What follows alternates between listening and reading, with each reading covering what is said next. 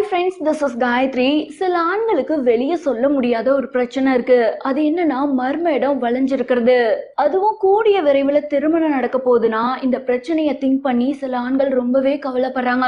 இந்த மாதிரி வளைஞ்சிருக்கிறதால திருமணத்திற்கு பிறகு தாம்பத்தியத்தின் போது மனைவி ஏதாவது கேள்வி கேட்டுருவாங்களோ அல்லது திருப்தி அடையாம போயிடுவாங்களோங்கிற குழப்பம். இந்த மாதிரி மர்ம இடம் வளைஞ்சிருந்தா டாக்டர்கள் கொடுக்குற ஃபர்ஸ்ட் தீர்வே ட்ரெஸ் பண்ணும்போது மர்ம இடம் எந்த பக்கமா வளைஞ்சிருக்கோ அதற்கு எதிர்பக்கமா மர்ம இடத்தை ஒதுக்கி வச்சு வேர் பண்ணணும். இப்படி சிறிது காலம் செஞ்சு வந்தாவே மர்ம இடத்தோட வளைவு சரியாகி ரொம்ப அழகா மாறிடும். பொதுவா ஒரு ஆணுக்கு இந்த மர்ம இடத்தோட வளைவு லேசா இருக்கிற வரைக்கும் தாம்பத்தியத்துல எந்த ஒரு சிக்கலும் ஏற்படாது.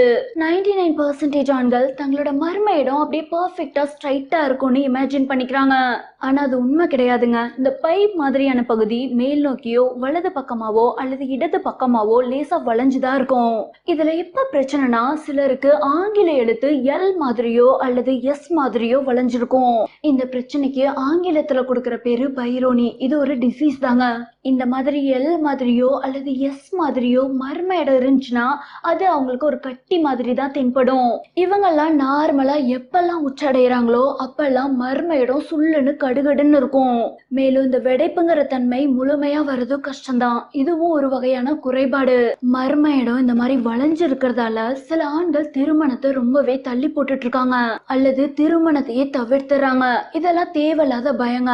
அறுவை சிகிச்சை மூலம் ஈஸியா அந்த கட்டியை ரிமூவ் பண்ணிடலாம் அல்லது மருந்து கொடுத்து கரைச்சிடலாம்.